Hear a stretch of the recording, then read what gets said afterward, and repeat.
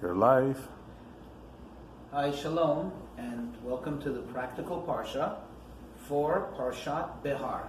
That's chapter 25 in the book of Vayikra, the book of Leviticus. Behar means in the mountain, or on the mountain. And this Parsha is called Behar because it begins with the words, Hashem spoke to Moshe on Mount Sinai, saying, "Speak to the children of Israel and say to them, when you come to the land which I give to you, the land should be at rest, a Shabbat for Hashem, a Shabbat for God. For 6 years you shall plant your field, and for 6 years you shall prune your vineyard, and you shall harvest its produce. But the 7th year shall be a Shabbat of rest for Hashem, for the land, a Shabbat for Hashem. You shall not plant your field, and you shall not prune the vineyard." And then he continues telling us that the crops that grow on their own, and the grapes which are untended, the untended vines which grow on their own, you shall not gather, which doesn't mean literally you shall not gather. You don't have to leave it there in the field to rot, but rather it doesn't belong to you privately. It's really community property, belongs to everyone. Okay, so this is basically what we know as the sabbatical year. That's where the term sabbatical year comes from. In Israel, the sabbatical year is literal. The land has to rest. Okay? So what I want to talk about first is the technical part of it, and then the practical application for us that we don't live in Israel. Most Jews today don't live in Israel. And then what's really important when we learn this Parsha is the fact that we study this every year. Mm-hmm. And if we study it every year, that means it's meant to be lived, to be practiced every year in some sense. And I will tell you that it's actually something that we have to live by every single day. Okay, so there we'll have to understand what's the idea behind it. What is really the spiritual, psychological, emotional, and ideological message that's here in this entire concept of Shemitah, of the sabbatical year. Now, the reason why I say that, I'll explain later, is because this is so significant that God points out that it was said at Mount Sinai. We'll come back to that a little later. Let's talk about first, what is Shemitah? What does it mean? What are the laws of Shemitah, the general laws of Shemitah? So in Israel, and when I say in Israel, I need to be clear, it's only in the parts of Israel that's within the biblical boundaries of what biblically Israel was. So there are perhaps today some small sections, some small areas that are occupied by what's called the state of Israel, but they may not have the actual sanctity of the biblical Israel.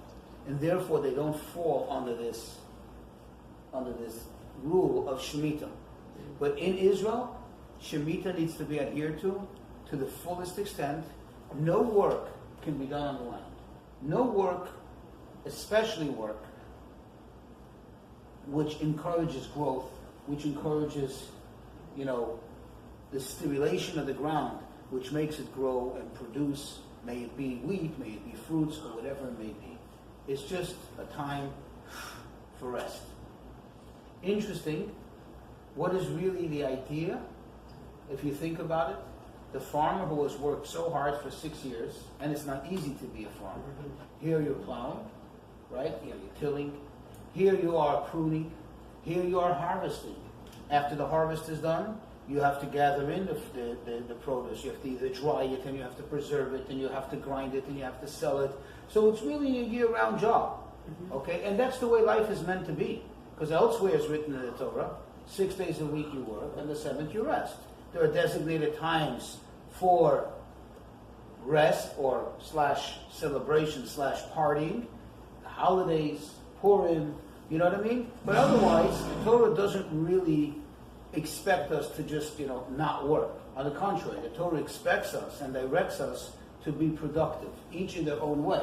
The farmer through farming, if it's the lawyer through lawyering, if it's the doctor through doctoring, if it's the business person through business, deals. But the idea is that a person has to always be productive.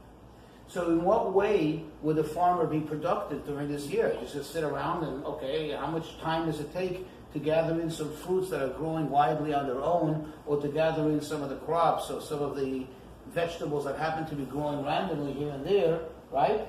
What exactly are you meant to be doing with your time? Well, that is the idea of a sabbatical. Think about it, how it's used today. You have people who are in certain professions, like professors, scholars, and they take a sabbatical. So what could they do with that sabbatical? They go to study, they go to take a course, right? This way they're not subjected to the day-to-day grind of what they're always involved in, and they could enhance their skills, their knowledge, or entertain their quest for more knowledge and so on. This is exactly the idea here, and this is where it comes from. The farmer is now meant to dedicate his time to studying Torah, to becoming more spiritual, to reconnecting, to recharging that spiritual battery. Obviously, and it's not separate from that, to recharge that family connection, right? But not just to sit around the whole day by the pool with your feet up, sipping a margarita. Okay? No, that's not going to happen. It's not going to work. That's not what happens. Not in God's world. Okay? Not in God's thinking. However, of course, spend some more time with the family. You don't have to be out there in the field with the sun beating at your head, with you sweating and so on and so forth. It's a great time to reconnect. But reconnect in a spiritual, emotional, in a holistic way. Okay? This is the general idea of Shemitah. Now, this could be a very, very big issue, especially when the most important, when I say the most important, I mean also the most vital gift that we have as humans, and specifically as Jews, is what? Free choice. So nobody can force anyone to do anything. God has his ways of how he wants to get you to do things, perhaps, how to motivate us. We always ask that it should always be in a positive way, in a way that it's easy for us to receive. But the bottom line is that just because somebody owns a field in Israel doesn't necessarily mean that they're absolutely going to keep this mitzvah. Especially nowadays, the way the supply chain works, especially in Israel, this becomes a major problem, a major issue in Israel, because you go into a food store, you go into the supermarket, you want to buy produce. Where does that produce come from? How am I buying produce during the sabbatical year? Certainly if it was grown in Israel by a Jew who made the choice not to keep the laws of Shemitah, then it's absolutely forbidden. But on the other hand, if it's fruit that's okay, then how am I buying it? In other words, the whole idea of Shemitah is you don't do any commerce. You cannot do this, not for your own gain, not for your own purpose, not for commercial purposes. The answer is, and perhaps it could actually serve as a very great lesson, the answer is that typically in Israel, the kosher fruit and vegetables, meaning those that are fit, those that are good, are coming from outside sources. Sources from lands that are not in the biblical parameter of Israel, and that belong to Arabs, the Bedouin, and people around that are not under this obligation. Understand, the Torah does not mandate that a non-Jew has to do the sabbatical. On the contrary, I have to say that according to the Torah, unless you're given a specific exemption, and like I already explained, it's not an exemption, just sit back and do nothing. It's just saying, okay, we're going to so to speak, reallocate your time and your effort. Instead of doing this, for this year you're going to be doing that. Instead of engaging in physical work, you're going to engage in more spiritual endeavor. But there's no such thing as just sitting around and doing nothing. That doesn't really exist. No, that really does not exist in the world of Torah. There's no such thing. A person, as it says, as King Solomon says, as it's brought down in many places, many sources. A man was created to toil, to work hard. Okay? And the truth is that ultimately, when we work hard, when we earn ours, whether it's the pursuit of knowledge, whether it's money, that's when we really feel complete and therefore we feel satisfied. Okay?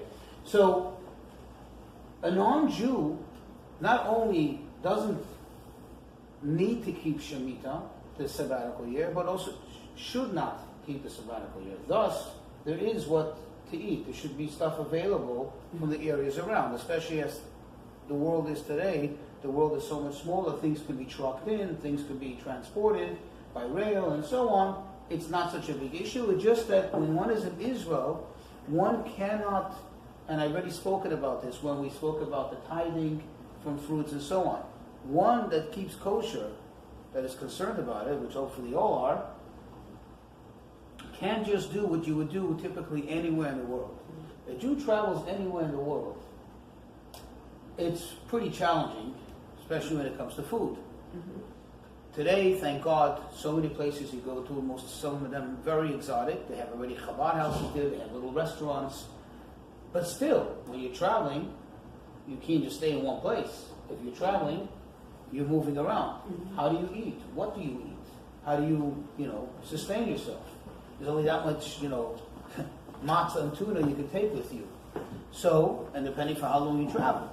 So typically, it's not a problem. You know that fruits and vegetables, produce, typically is kosher. There's no reason why it shouldn't be kosher. It doesn't have to be slaughtered in any way. It doesn't have to be prepared in any way. It's kosher. Uncooked. I mean, if it's cooked, then you don't know what it was cooked with, and so on. That's already a whole other story. But raw, plain, natural fruits and vegetables is fine. The only issue that may be, and that's already up to the individual, is to check it for worms, eat worms and so on. But as far as the actual product, the actual produce, no problem. Whereas in Israel, it's a big problem.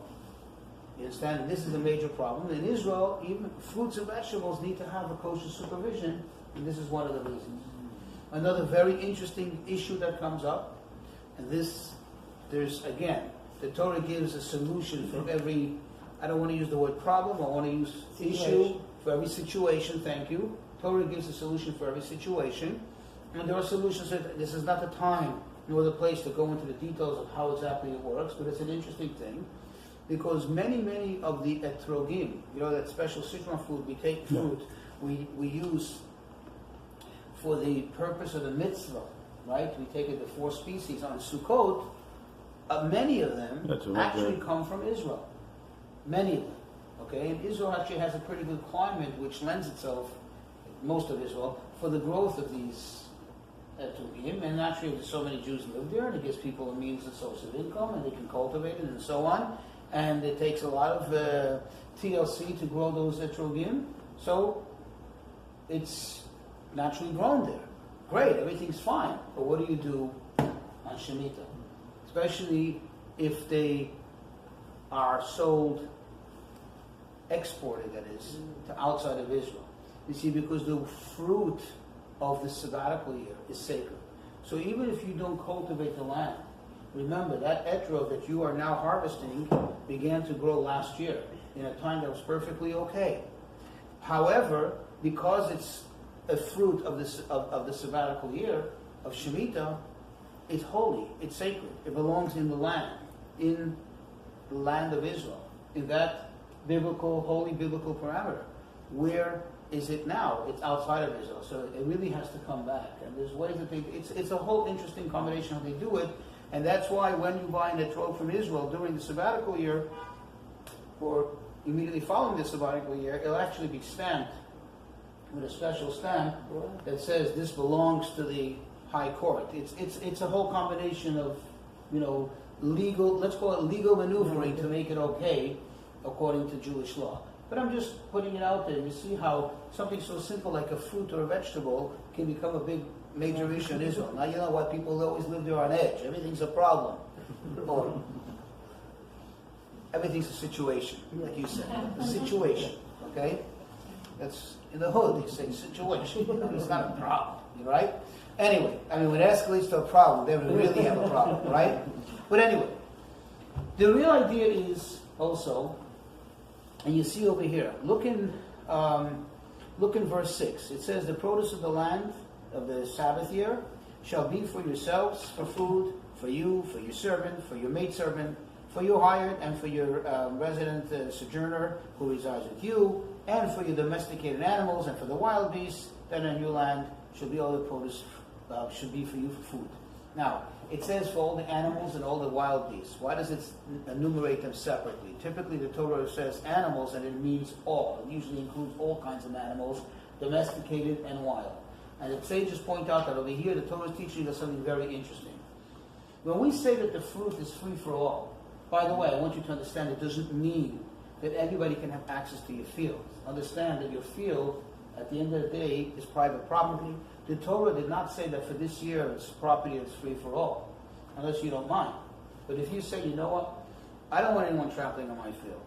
I don't want anyone there. I got my equipment there. It's my property. You're entitled to your privacy. The fruit doesn't belong to you. So now if you want to go and whatever did grow and collect it and put it outside of your field so people, that's fine. That's fine. That's your prerogative. You can do whatever you want. But that fruit is not yours. The land is yours. The land, actually, as we see later in the Parsha, the land actually may be your ancestral land, which is very much yours, and it must stay yours according to the Torah thinking. However, this has to be forever. At the same time, it doesn't mean that any time you want to eat, and you are at the end of the day the owner of this field, and you put in so much time and effort into this field, that you should be like everybody else and have to come and pick one food at a time and go, oh, we're cooking tonight, we need some squash, let's go out here and run out there and see if there's anything left, or we need some potatoes, or we need some... That doesn't make sense. You're allowed to collect a large amount for your household use, and store it, like you typically would do, just, a reasonable amount. What the Torah is telling us is, look, domesticated animals typically are fed by whom? By their owners, by you. Wild animals, they feed freely, they roam. So you have to make sure that the domesticated animal and the wild animal has what to eat. Meaning, you could take home for you, for your animals and so on.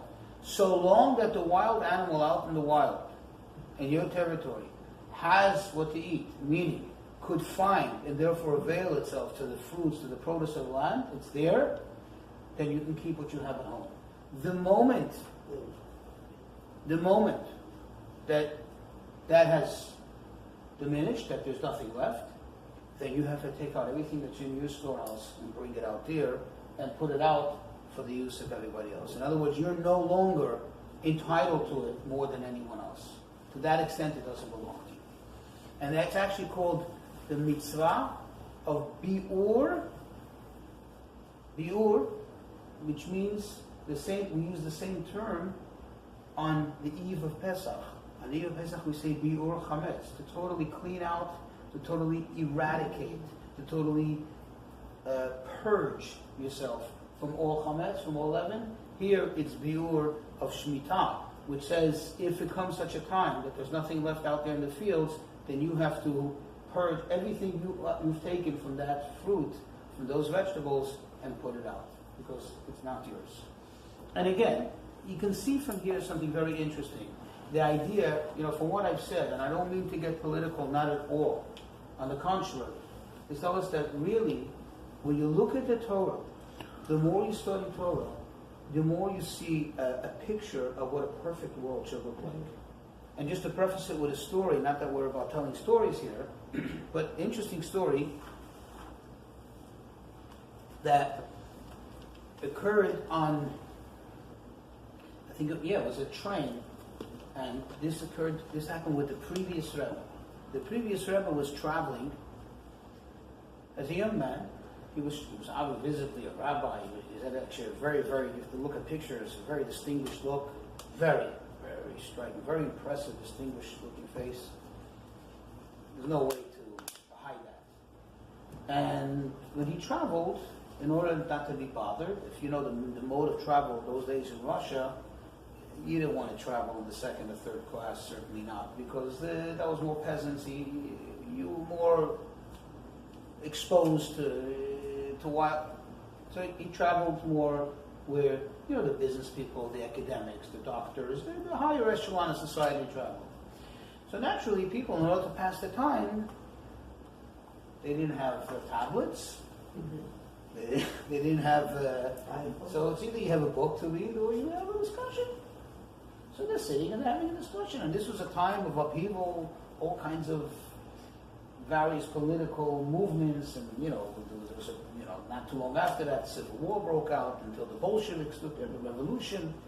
So each one was discussing the merits of the ism that he believed in the most. The capitalism, the communism, the socialism, all the different isms. And they were having a nice discussion back and forth. And finally, they looked at him and they said, Rabbi, what does your religion say about it? What does the Torah say about it? In other words, you look like a wise man, and certainly you got something to say. You haven't said anything. He was just there minding his own business, maybe studying, whatever, what have you.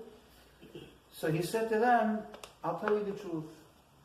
There's no one ism of anyone that's been discussed now that's perfectly correct and that can work perfectly. Because each one, at the end of the day, has some serious flaws. Each one. And it's true. I mean, you think about it. Our system officially is capitalism, but there's some part of it which definitely smells of socialism, and you need it because you need to support the poor. You can't have a collapse. And at the other hand, capitalism can seem sometimes very, very cruel. Correct? It could just, wow. It's like, wow, it's mine, it's not yours. I'm sorry, go work for it. I mean, things like that. And at some level, it makes sense. And it has to be. So he said, those are my words, by the way. So he said, every ism has some merit to it. Every ism. Some more, some less. Every ism has some serious flaws to it. Some more, some less. The Torah, if you really study Torah well, you come to recognize that all the good that's in every single ism is all together collected in the Torah, which makes sense because God wrote the Torah. So he obviously wrote a perfect plan. Now, we have a choice to, remember I said, never forget those words, free choice. That has to always flash in front of our eyes. Why are we this way? How have we ended up where we ended up? God gave us a very good vehicle. The fact that we decided to drive it the wrong way, the fact that we decided maybe not to do the maintenance well always, what have you, that's our choice. God's not going to take away our free choice. From time to time, in his great kindness, he still, corrects our flaws and corrects our mistakes and puts us back on the rails. But the fact is that the Torah has the best of all isms. And here you see, I gave you a whole introduction because here you see an interesting example of that. I worked 6 years. 6 years. And this is my ancestral land. So it's not just me working my 6 years. I worked 6 years and 6 years before that sabbatically. And I'm an old man now. I work. My children are working. My grandfather worked in this field. My great-grandfather. All the way back. I mean, come on. It's mine. You're going to tell me what to do? You're going to tell me how to do it? When to do it? What's going on here? And that's what God says. This is a very, very, very important thing. God tells us, I want you to look at the verse 23, which is really the end of the discussion of the sabbatical year and also the Jubilee year, which we'll talk about in a moment. But just to wrap it up, what does it say? The land shall not be sold in perpetuity, meaning that you can't sell your land forever. This is talking about ancestral land in Israel. And what does God say? For the land is mine. For you are merely as foreigners and resident aliens before me. Let's turn back. What is the Torah telling us? What is really the idea of Shemitah? What is the idea of a perfect system in which, in the one hand, you have to work hard, you have to earn what's yours, and yes, there's going to be rich and there's going to be poor, there's going to be those who have and there's going to be the have-nots, and the Torah tells you, you have free choice, yet on the other hand, the Torah tells you, listen, you should do this, and you should, for your own good, help the poor, and so on, also to an extent, You don't have to make the poor man rich, and you can't just give him. The poor person needs to also participate and carry his own load. Correct? So there's a balance here. But ultimately, what's the idea behind it? It's my line. Don't forget, Hashem says, don't forget, at the core, whose land this is. In general, all over the world, and particularly in Israel, where you have the land, whoever you are, because you inherited from your father, who inherited his father, who got it originally when they came, and God said, this is how the land should be divided amongst the people who are now coming here to inherit the land. So, what Hashem is really telling us, and this applies to our day to day, you earn a living. Why did you earn a living? Because you work hard. Because you work hard. You put in the effort. And with God's mercy, when you have the mazal, when you have the proper luck, blessing from above, then your work pays off, it's fruitful, and you earn a living. And God willing, a very good living. Nothing wrong with being rich. So, it's mine. I mean, come on. I can be a nice guy and decide to share what's mine with you. And Hashem says, don't forget, for the land is mine. Okay? And when we say the land, by extension, we mean anything that is artsiyut, meaning landly, anything that belongs to the land. All material matter belongs to me. Spiritual matter, of course, belongs to God. And still, God wants us to work on achieving it. He doesn't just give it to us. But material matter, where one might make a mistake, and one might, confuse fact with fiction, and become somewhat delusional, think it's mine, Hashem says, I want to remind you. And to have that real reminder, once in 7 years, Hashem says, everything stops. I want you to remember this. I want you to focus on it. I want you to really live it.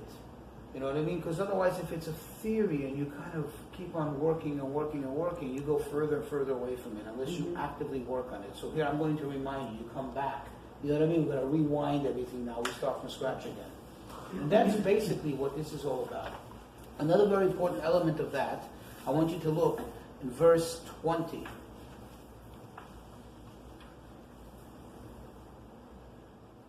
What does it say here in the Torah? If you shall say, you shall ask, what will we eat in the 7th year? For lo, we have not planted, nor gathered our produce. What does Hashem say? I shall command, meaning direct my blessing to you in the 6th year, and it will produce enough for 3 years. Why 3 years? Because he says that you shall plant in the 8th year, but you will still be eating from the old produce until the 9th year. Remember, when you're starting over in the 8th year, it doesn't start to grow right away. You don't put the seeds in and boom, what are you going to eat? So you need about 3 years worth of produce to come out of the 6th year. Now this is an amazing thing. And I'm talking to me, I'm talking to you, I'm talking to all of us. We many times we ask this question in one way or another. It may not be the exact words verbatim, but the theme of it is the same. What are we going to eat? What are we going to do? How are we going to do this?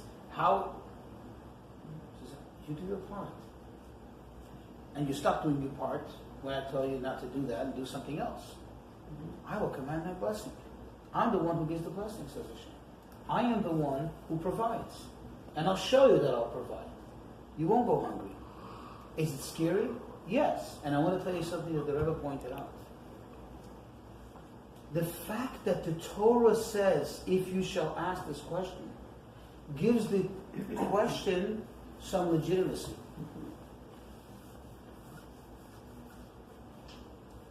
The Torah is saying it's a legitimate question. The truth is that by the virtue of the fact that the Torah is addressing the question already gives it legitimacy. What the Torah says almost is like saying, you should ask the question.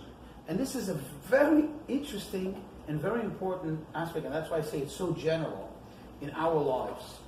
You see, some people think, and I'd say wrongly so, that if you have faith, you cease being human. I believe. I mean... Good for you. No, what I believe can sometimes be an excuse for laziness too. Oh yeah. You understand? I believe, I have faith, or somehow a substitute, or not a substitute, a byproduct of incompetence. You understand? An unwillingness to do something, to help oneself. Hashem says, as a human being, if you're a healthy human being, you should be asking these questions. In other words, there's a constant back and forth going on in the person, and that's healthy. The Torah is not saying it's unhealthy, just blind faith. No, if you're in business, there are times when you've got to sit down and say, how do I make this better? Now, God's going to take care of it. No, God wants us to take care of business, and then He'll decide, and hopefully He'll decide that to what we will understand is our benefit. Meaning we'll appreciate it. It's always to our benefit, but in a way that we can appreciate it and accept it. You get the gist of what I'm saying? And that's the major lesson over here. That, and what I told you, so the social aspect of it, where you can't just say, this is mine, I put a gate around it, you want, pay me for it. Hashem says, yes, but, listen, besides the fact, and this is totally in addition to the fact, that every year you're going to give your tithing, you're going to put this in the poor, there's times when I want you to just stop everything and remember who's boss here. You know what I mean? Remember who owns this place. Okay? And that's a very important thing. That's a very important thing. You know, to give you a beautiful story that I read, remember who owns this place, just something interesting. Just to really, really touch my heart. I read a book of somebody who's writing memories. I remember him, actually. The community I grew up in. He lived to 106. Lucid, everything. He took care of himself. A rabbi from the old country still. And so he wrote a lot of his memories, people he met. You're talking about people from 2 generations ago. You know what I mean? And especially in Chabad, it was a very important, all these important people, stories about them and so on. And people that he remembers from the city he grew up in, which to me, it's close to my heart. I was actually there as a student in Kharkov, Ukraine, which was once the capital of Ukraine before Kiev became the capital. It was important. It's always been an important city. So he describes a certain individual, I don't remember his last name, Rabbi, who was actually a pretty well-to-do man. He was a pretty rich guy. And he had a nice big home and everything. But he was a humble guy, and he liked to help people. So what would he do? In the synagogue, he wouldn't sit where the rich, important people sit. He would sit in the back, where all the poor people, maybe even the riffraff sit. And he was they always thought he was one of them. He just dressed very simply, and he always thought he was one of them. But he would always pay attention and listen. And people saying that they're hungry, or where can I go get to eat, or something. He would always pipe up and go, I know a house that they enjoy having guests. I like people to come over, and you can come eat there. And he would take them to his home. Wow. And he would open the closets and give them food. So he became nicknamed as the poor man with chutzpah. The chutzpah poor man. Because I'm like, what kind of poor guy is he? He goes into someone else's home, he's opening the closets, the pantry, the fridge. He owns the place. Well, he owns the place. So I'm saying is who's boss here? You understand? Who owns this place? You understand? And that's what Hashem is telling us.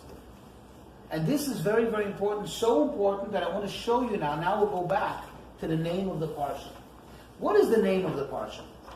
The name of the Parsha is Behar, in the mountain. And it begins, again, just to remind you, refresh your memories, Hashem spoke to Moshe on Mount Sinai saying, I have a question for you. Wasn't the entire Torah told to Moshe on Mount Sinai? Or as a continuation of Mount Sinai? Weren't all the mitzvot given to him on Mount Sinai? Why then does the Torah point out that this mitzvah was given on Mount Sinai? Why mention that? Do you understand the question? Everything comes from Mount Sinai, right? So why does it say it here? So of course the Talmud explains, the commentaries actually bring it down here. But this is to tell us, just like this mitzvah here, all the details of it are spelled out in detail, so too you should know that all the other mitzvot in the Torah, even though sometimes the detail doesn't actually appear in the written Torah, it comes later in the oral Torah, you should know that just like this one was given on Mount Sinai with its details, all of them were given on Mount Sinai with their details. Sounds good? Here's the question. I understand that the Torah is trying to teach me that. But why did it choose the mitzvah of Shemitah, the sabbatical year, to teach me this point? We should remember we were also strangers in the land. So, the Rebbe always explained it, because this actually tells us that this mitzvah of the sabbatical year is not just another mitzvah, which every mitzvah is significant, but as I just finished explaining to you, this is so significant and so prevalent in the life of a Jew, in the life of a person, as I explained, the two aspects of how you are, yes, on the one hand, you're encouraged to have your own private space, you're encouraged to work hard, but at the same time, don't forget about others, don't forget about the needs of others, don't forget how God says, this belongs to me, and I'm the one who provides. Yes, you're going to ask the question. I want you to ask the question. You need to ask the question as a human being, how am I going to survive, what's going to be, but not to panic about it, not to go nuts about it. Because you know, or in other words, you're supposed to ask yourself the question, at the same time, you're supposed to have the answer and answer yourself that same question.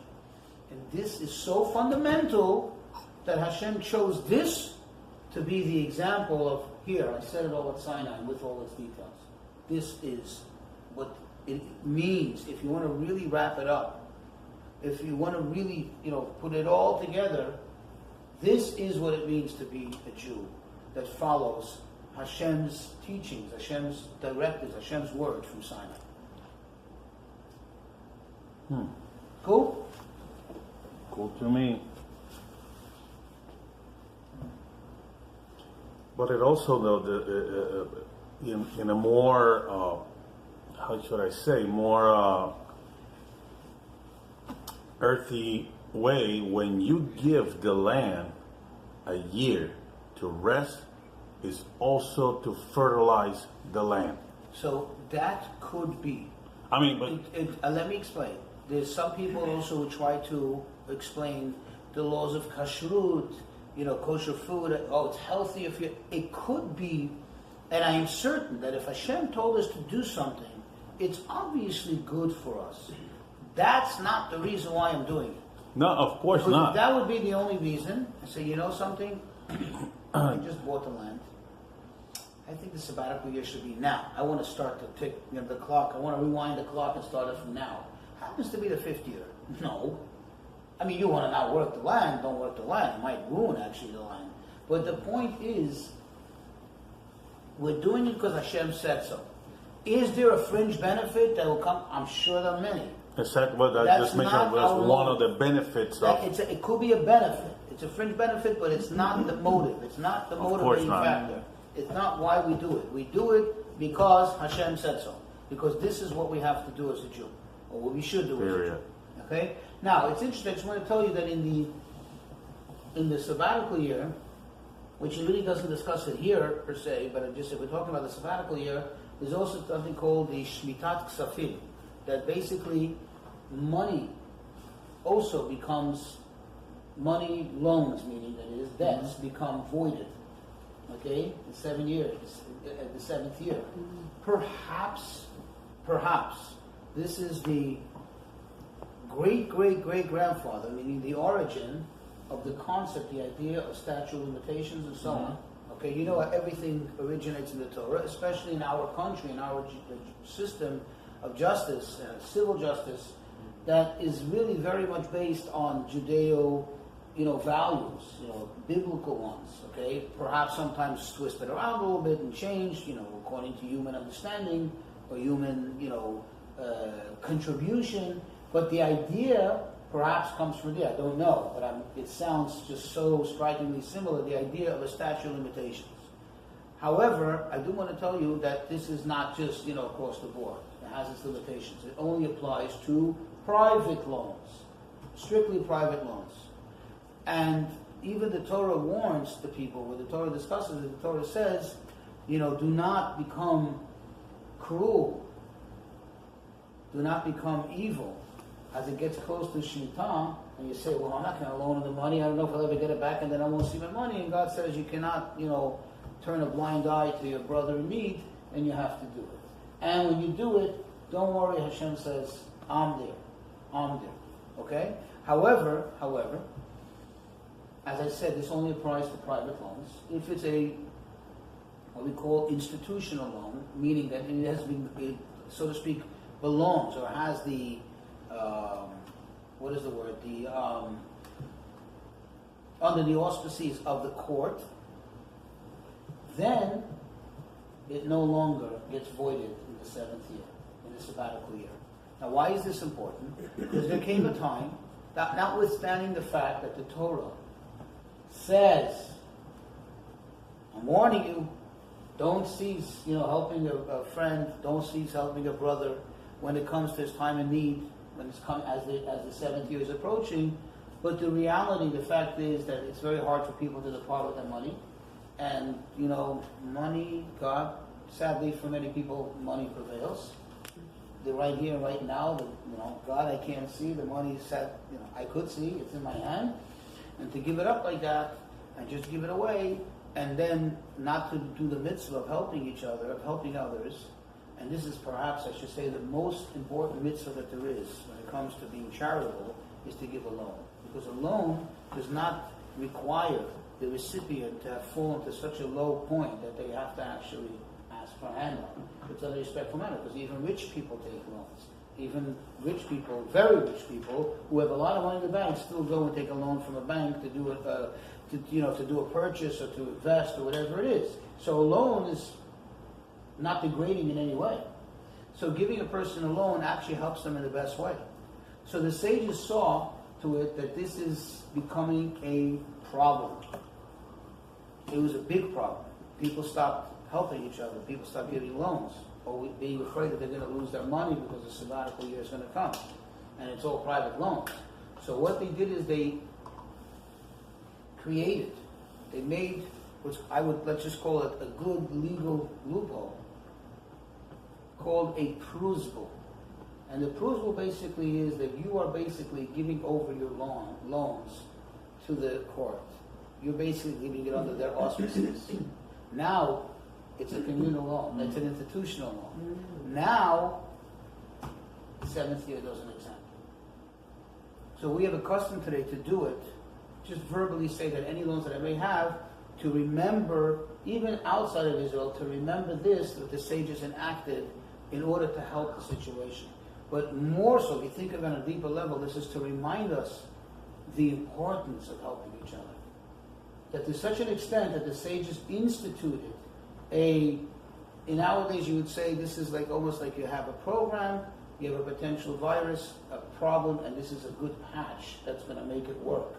But this is a perfect patch and an example of how we need to look out for each other and how this keeps the wheels of not only of commerce, but of brotherhood and of survival and of growth and flourishing, how it keeps it going. So this is just a quick roundup about it. Another very interesting thing here I want to show you something that we do practice in some way, and that is the Jubilee year. Okay? Look at verse 8. It says, you should count for yourself 7 sabbatical years, 7 times, and it shall be for you the days of the 7 sabbatical years, 49 years. You shall make a proclamation with the shofar. Shofar is that horn we sound. On the 10th day of the 7th month. What do you know that as? AKA? The 10th day of the 7th month? Well, on Yom Kippur, shall this shofar proclamation be made throughout all your land. And then everyone goes free, the Jewish servants go free, land, and this we're not going to have time to really review, but ancestral land that has been sold, whatever, goes back to the original owner, and so on and so forth. In other words, Hashem intended that when the Jews come to Israel and they get a piece of land, it really should stay in the family. It really shouldn't be transferred, especially not out of desperation. Meaning, if it gets transferred because of inheritance or whatever it is, that's already almost like the will of God.